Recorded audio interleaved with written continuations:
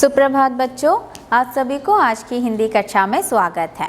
तो बच्चों, आज हम हमारे पाठ के 2 अभ्यास को देखेंगे। तो चलिए जल्दी से हम अभ्यास की ओर बढ़ते हैं। तो आप लोगों की किताब में भी है, क्या है, दिए गए वाक्यों में नए वाक्यों में नाम के बदले आने वाले शब्दों यानी सर्वनाम को रेखांकित कीजिए। आप भी अपना टेक्स्ट बुक निकालिए और उस सर्वनाम, पिछले क्लास में हम सर्वनाम सीखे थे, है ना। सर्वनाम मतलब क्या है, प्रोनाउन, है ना। मतलब क्या है, मतलब नाम के स्थान पर उपयोग करने वाले या प्रयोग करने वाले शब्दों को हम सर्वनाम कहते हैं, है ना। तो यहाँ पर कुछ शब्द दिए गए हैं, सर्वनाम के उदाहरण हम देखे थे। तो सर्वनाम शब्दों को आपको अंडरलाइन करना है। पहले वाक्य पढ़िए। पहला वाक्य, वे बहुत खुश थे।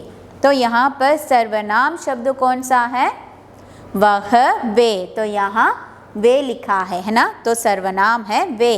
उसने कहा, भैया देखो ना, सब तरफ कितनी सजावट है।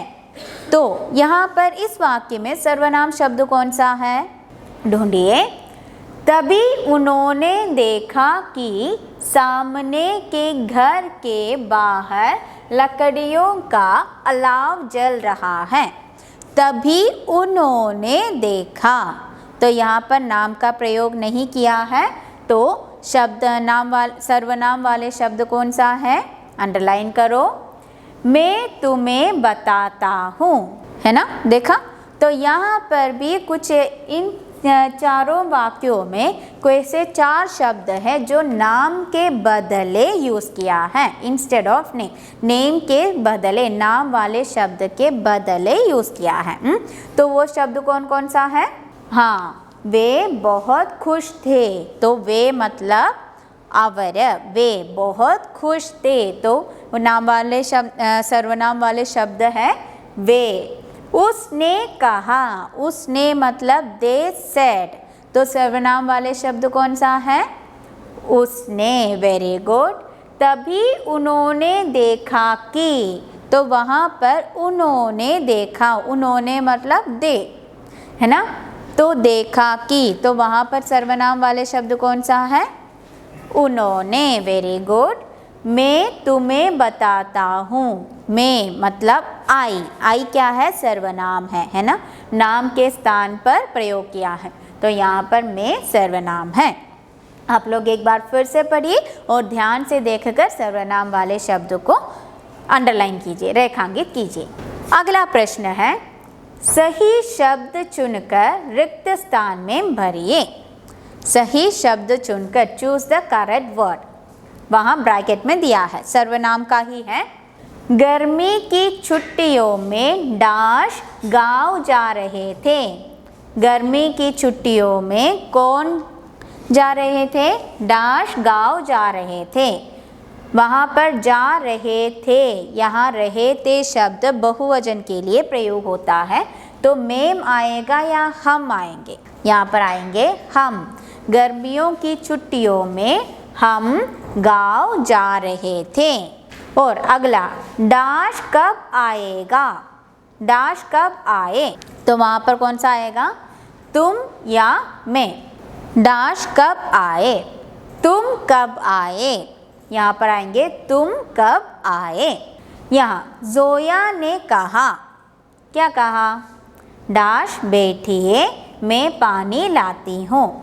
आप आएगी या तुम, यहाँ पर लिखा है बैठिए। बैठिए हम रेस्पेक्टफुली कहते हैं, रेस्पेक्टफुली हम हमेशा आप का प्रयोग करता है। तो यहाँ पर आएगा आप बैठिए, आप बैठिए मैं पानी लाती हूँ।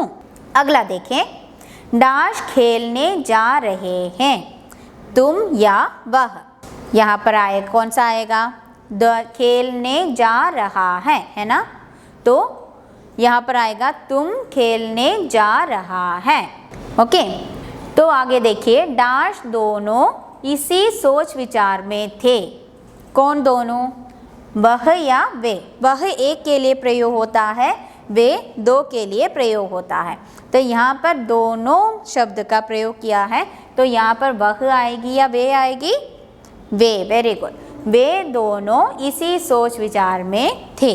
ओके, तो इनको भी आप एक बार फिर से पढ़िए और आप खुद करने का प्रयास कीजिए, हम अगले क्लास में देखेंगे। और ये है आपका गृह कार्य, त्योहार ही त्योहार।